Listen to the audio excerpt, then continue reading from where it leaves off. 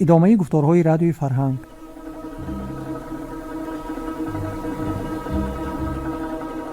شنوندگان عزیز، حالا از سلسله خوانش بدیعی داستان استاد صدرالدین عینی داخونده را شنوید. گفتار دهم.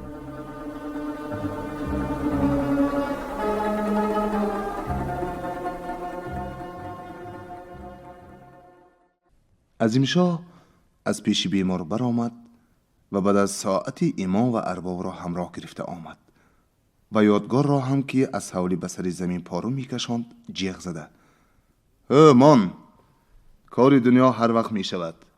دعای پدر غنیمت است. بیا با پیشی پدرت نشین و از احوالش خبرداری کن. گفت. یادگار هم از پس امام و ارباب به پیش بیمار در آمد. بازار برای احترام امام از بالیش سربرداشتنی شده باشد هم نتوانست. تنها با تعظیم اشارتی قناعت کرد. امام بعد از پرسپاس آیتی از قرآن خوانده در حق بیمار دعا کرد. بازار بی تلقین امام و خوجه نفس کنده حکایت قرضداری خود را کرد و به پیش آنها پسرش را به دادن خطی تازه از نام خودش و به ادای این قرض وصیت نمود. یادگار چیزی نگفت و به زمین نگاه کرده ایستاد. عظیمشاه گفت: یادگار، چرا دم نمیزنی؟ مگر سخنی پدرت را در نفسی واپسینش به زمین میمانی؟ یادگار بی آنکه به کسی نگاه کند: بز را به پای خودش می آویزند، گوسفند را به پای خودش. اگر پدرم قرضدار باشد به من چی؟ گفت. بازار به شنیدن این سخن از پسرش که هرگز از او این گمان را نداشت زیاده مایوس و اندوهگین شد و از قطار شده چکیدن آب چشم خودداری کرده نتوانست. دام الله امام به یادگار: اگر پدرت مال می داشت بعد از سر او البته تو صاحب می شدی. این روز که از وی قرض ماندنی است چرا تن نمی گیری؟ چرا از حکم شریعت گردن کشی می کنی؟ گفت. یادگار: حالا قرضدار بودن پدرم به شما از کجا معلوم شد؟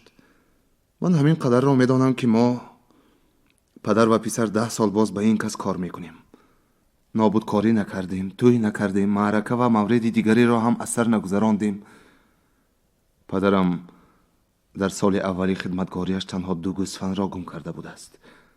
از روی تعامل ولایت برای آنها توان دادنش در کار باشد، پول 2 گوسفند قرضدار می شود که به وی گرو شده موز خدمت 10 ساله ما ایستاده است.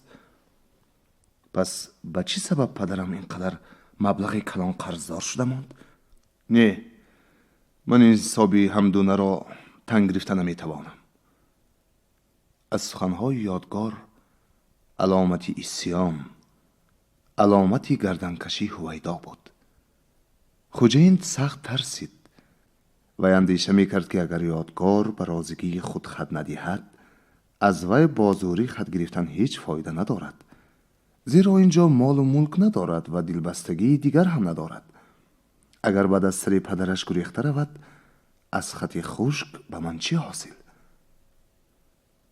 یادگار گفت خوجه این: پدرت بچه نبود، دیوانه هم نبود. از روی حساب قرضدار شد و با قرضداری خود در پیش قاضی اسلام اقرار کرده خط داد. درست است که هر ساله به مبلغ تنی پول فایده گویان یک چیم زم کرده بود، لیکن این فایده زم شده از روی تعامل ولایت نمی بود. به بالای این هر ساله خراجات خط، مهرانه، کاتبانه و خدمتانه را هم من می دادم که در پشت خطها نوشتگی است. خود این خراجات هم از 60 تنگه زیاد می شود. اگر تو به خط دادن راضی شوی ممکن است که بچگی تو را رعایه کرده پول را به تو بیفایده و به طریق قرض حسنه مانم. موز خدمت سالانت را یک چیز مقرر کرده به حساب قرضت شکستن گیرم. خراجات های تا به حال به در قاضی خانه شده را هم به تو بخشم. از تن پول که 859 تنگه است 59 تنگش را هم بخشیده به تو تنها 800 تنگه حساب نمایم. اگر خدا نکرده روزی پدرت پر شده باشد، خراجات گور و کفنش هم از من شود. عظیم شاه در آخر سخن خود گفت: من این گذشت و بخشش ها را برای آن می کنم که پدرت از دنیا بی قرض رود. نباشد اگر پدرت یا تو حق مرا خوریدان، خدا اجرش را به من می رساند. اما شمایان در روز قیامت به پیش قاضی حقیقی جواب می گوییدان. یادگار بی آنکه به کسی نگاه کند سری خود را چپ و راست جنبانیده: نه، نمی شود، و خواست دامن خود را افشانده از جایش خیزد. در این وقت پدرش که به وی سخنان گور و قیامت عظیم شاه خیلی اثر بخشیده بود، با آواز حزین: یادگار،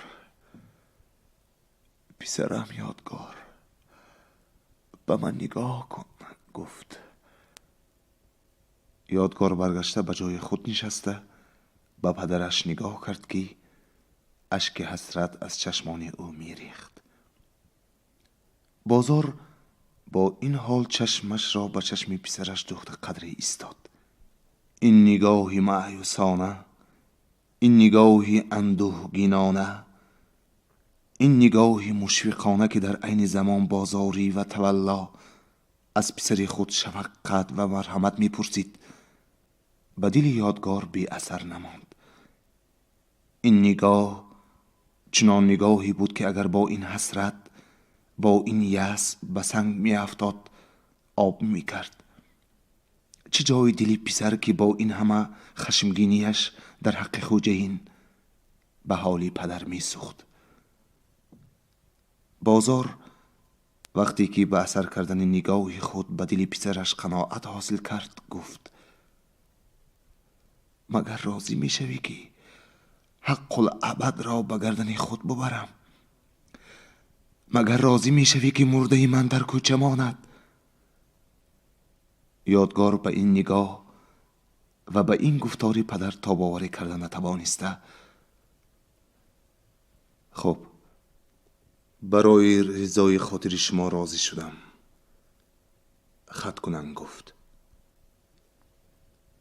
قسم دوم: از گورستان به گلستان. هوا صاف، آفتاب هنوز نبرآمده است، اما ستارگان از نظرها پنهان شدند. نسیم پگاهی می‌وزد، گرانی شبانه که عالم را فرا گرفته بود گویا از این نسیم می‌گریزد. با این همه سازکاری طبیعت یک منظره بیننده را دلگیر می‌کرد. این منظره گورستان بود. گورستان که در بالای پشته فراخ بلندی واقع شده بود، از نمودی وحشت انگیز خود هر کس را در دهشت می انداخت. توده توده خاکهایی که سرتاسر این پشته از آنها خالی نبود، به نظر چنان می نمود که مردگانی در تگ زمین خوابیده مهیای برخاستنند که خاکها را به سر خود برداشتند. آری، پشته از بسیاری قبر و لحد مانند یک انجمن سر آدم به نظر نمایان می گردید، لیکن مانند انجمن خاموشان ساکت و اندوه‌آور بود. نوحه وزاری یک جوانی 18-20 ساله که به سر قبر نوی نشسته می گریست، سکوت این انجمن خاموشان را ویران می کرد. نوحه این جوان گویا موسیقی حزین انگیزی بود که از شنوندگان خود اثر حیات را تماما ربوده بود. جانزادی که در این منزل خاموشان اثر زندگی نشان میداد، تنها یرمانها بودند که قد خود را از زمین یک وجه بالا برداشته به نوحسرهای ما انادکارانه نگاه می کردند. جوانی نوحسرا پس از ساعتی فغان واویلا کردن خاموش ماند. بعد از دقیقه چند سری خود را از کنارش برداشته چشم خود را به قبر دوخت و به خوابیده آنجا خطاب کرده گفت: تنها تو بودی که به دلخوشی تو من به هر عذاب و عقوبت برداشت می کردم. تنها تو بودی که بخشنودی تو هر گونه تلخ و شوری این نو زندگانی را به خود گوارا می شمردم. تنها تو بودی که برای رضای تو در زیر باریگرانی یک قرض بی سبب خود را انداختم. اکنون که تو مرا تنها پرتافته رفتی، خودم باید برای خلاصی از این مهلکه کوشش کنم. جوان باز قدر خاموش ماند و گویا برای خلاصی خود راه می جست. گریختن. جوان به جستجوی خود با این کلمه جواب داد. اما به کجا گریختن؟ به جای گریختن در کار است که کسی در آنجا مرا دنبالگیری نکند و کسی به من کاردار نباشد. جوان در پرسش دومی خود به همین طریقه جواب داد. آنجا کجاست؟ لیکن این پرسش بی جواب بود. جوان از جای خود خیست، گویا برای یافتن آنجا کوشش می کرد. به اطراف می نگریست، فضای بی پایان آسمان را از چشم می گذرانید و آرزو می کرد که بال و پر برآرد و به طرف آسمان پرواز کند. به قله های کوه و گوشه های ابر نشسته به طرف زمین، به طرف این زمین که به وی بسیار اذیت رسانده است و نهایت پدرش را هم با خواری فرو برده، یگانه دلخوشیش را از دستش ربوده است، با استیزا و نفرت نگاه کند. دره نهان. در این اثنا کوهی به نظرش آمد که دره آن را دره نهان می گفتند. این است جای من، گفت. جوان از دره نهان بسیار حکایت ها شنیده بود. رفیقان چوپانی وی در وقتهای گوسفندچرانی به وی دره نهان را تعریف کرده بارها گفته بودند. این دره است که در آنجا پشه پر زند پرش می سوزد. در آنجا حاکمان و قاضیان را راه نیست. در آنجا دیوان و پریان هم در قطار آدمان زندگی می کنند. بیشترین مردمی دره نهان با پریان خاندار شدند. بنابراین دختران آنها خیلی صاحب جمال می شوند.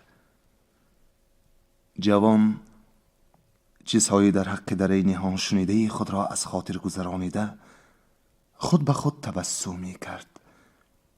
گویا وی به دره نهان رفته است، با مردم آنجا انس و الفت پیدا کرده است. یکی از آن دختران پریزاد را به خود رام کرده گرفته است.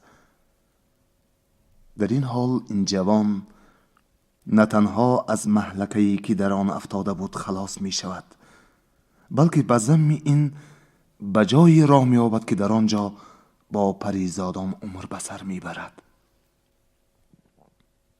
این خیال، این تصور جوان را دیگر به نشستن مجال نداد و چون باد به طرف دره نهان ره سپار گردید.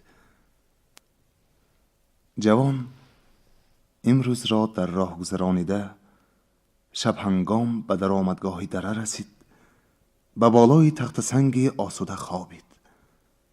البته این خوابگاهش نظر به خوابگاهی پیشترش که در عاقلخانه‌ای بود بهتر و آسوده تر است. امشب به جای دیوار خالی دیواری کوهی سر به فلک کشیده به نظرش نمایان بود که صاحب و خوجه‌ای نداشت. در گرداگردش جویچه های آبی روان سینه های سنگ را خراشیده نغمه سینه خراش می برآوردند. بر بالای سرش ستارگان درخشان نور می پاشیدند. تا یک پاس شب با تماشای این منظره طبیعت خوابش نبرد. عاقبتی اندیشه های پیش آمد خودش را از خودش در ربود. آینده به نظرش بسیار درخشان می تافت.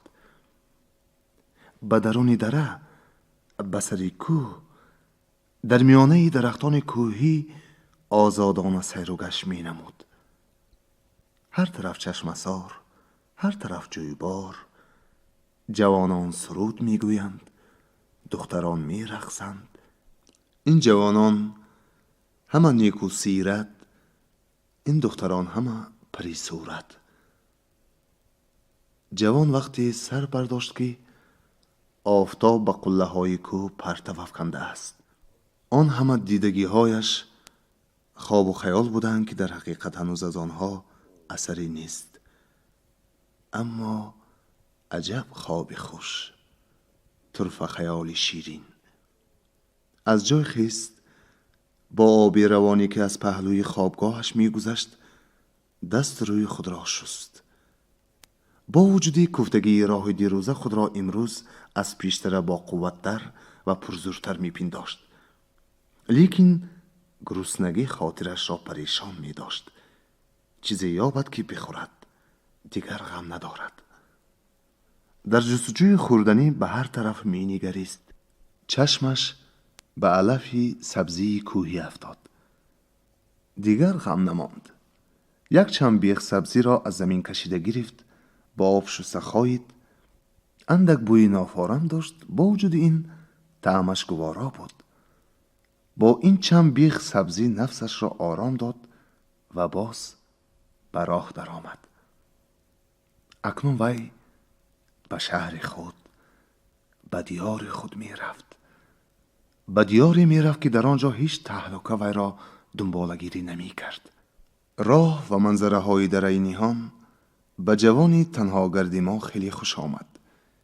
پیچ و خمی این راهی باریک تاریک به دلش آنقدر دهشت نمی انداخت. اگرچه وی در هر خم و پیچ این کوهسار دیوی یا پری هست گفته گمان می کرد.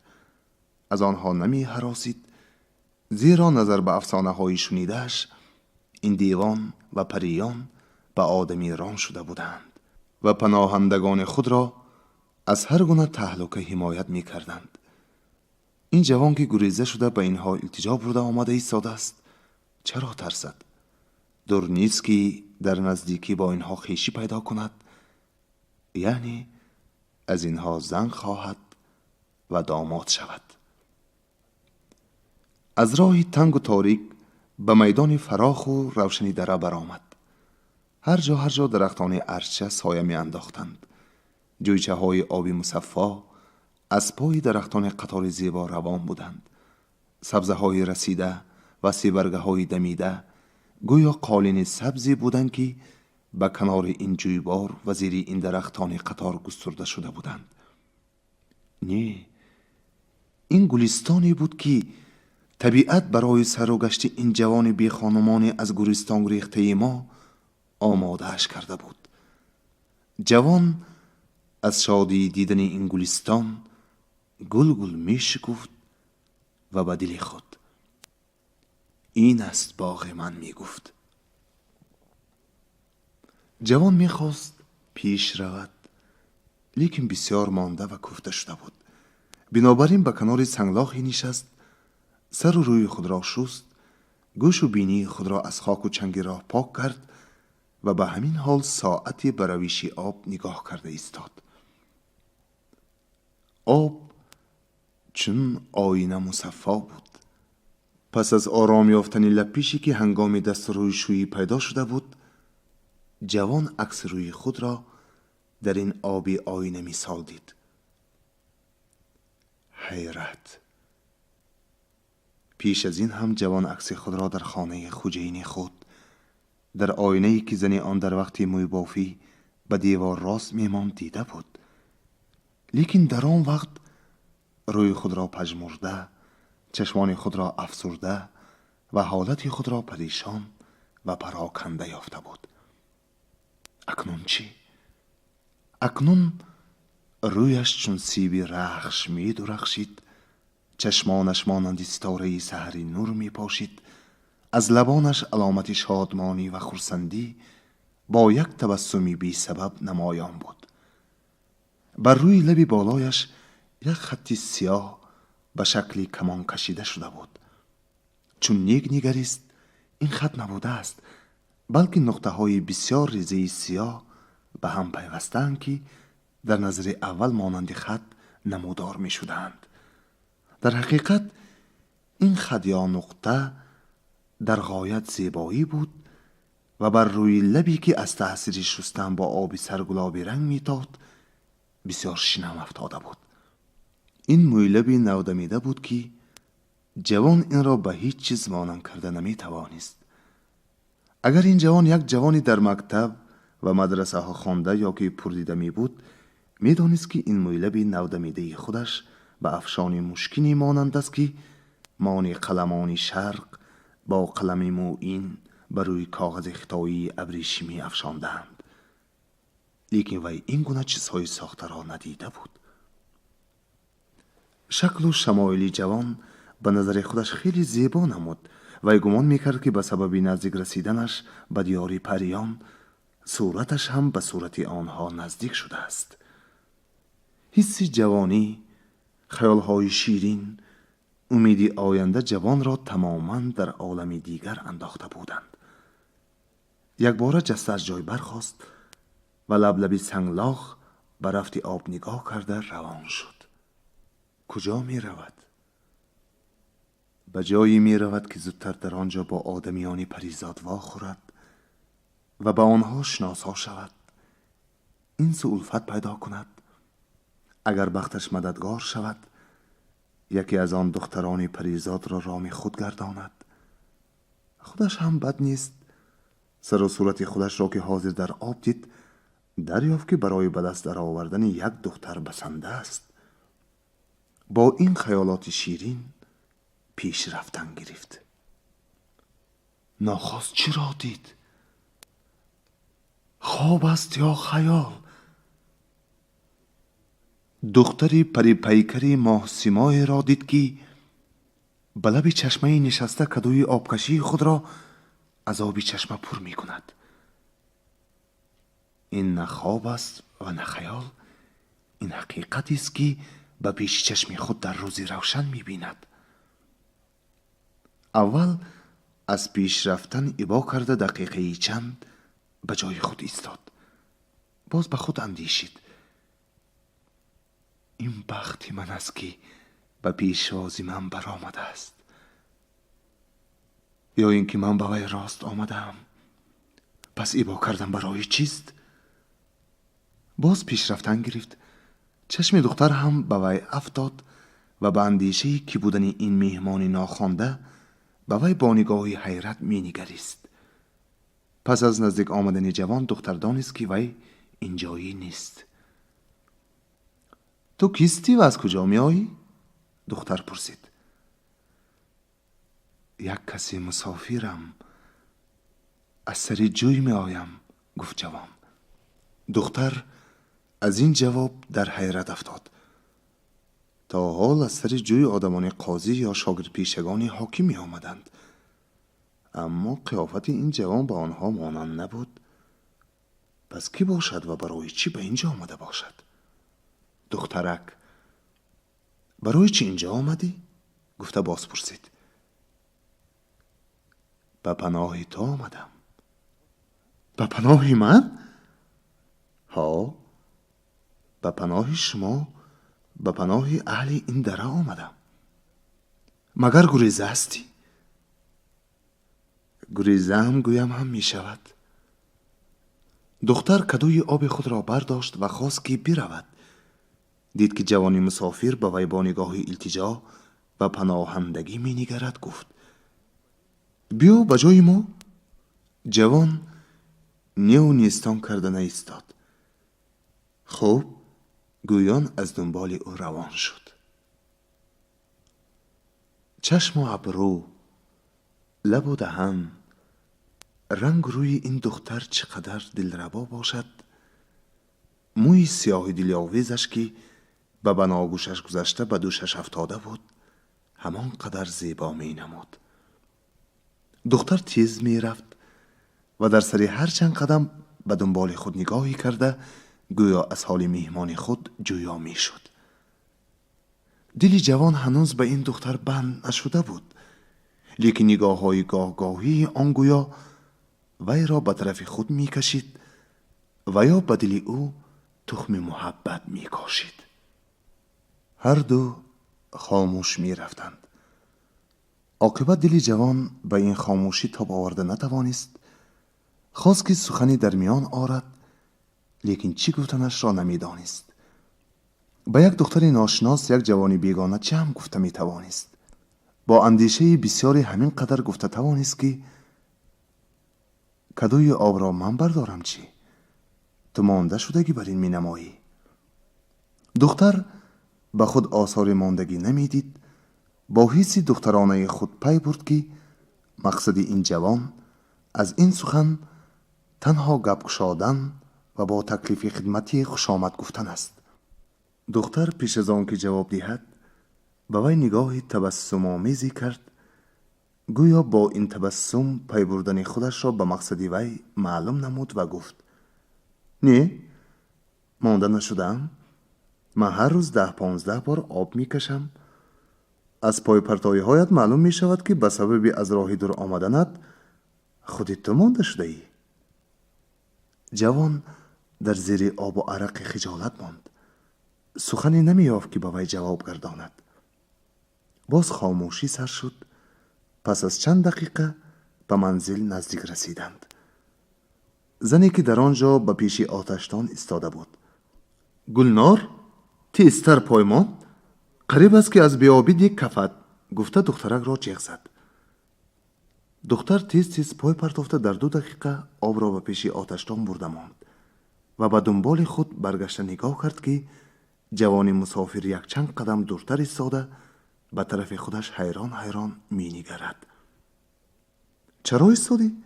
دختر گفت: آمدن گیر، جای ما همین جاست. این مسافر غریب جای رفتن نداشته است که من همراه خود آوردمش. زنک: خوب کردی گرده داشتش، گفته خوشنودی خود را معلوم کرد و به جوان که وی هم رسیده آمده بود نگاه کرده. بیا پسرم، اینجا نشین، گفته پوستکی در آنجا پهن کرده شده را نشان داد. نامت چیست؟ زنک از جوان پرسید. یادگار. های های، نامی خوب داشته ای. پس از آن به دخترش نگاه کرده: زود باش، مادگاه را از چرا آورده جوش، وقتش نگذرد. من برای مهمانت شیر میپزم، گفت زنک. دختر رفت. دل یادگار هم از پس آن. افسوس که یادگار به این خاندان نوآمده و ناحالدان بود، وگرنه این هم همراه دختر به بهانه یاری دادن برای آوردن گاو می رفت.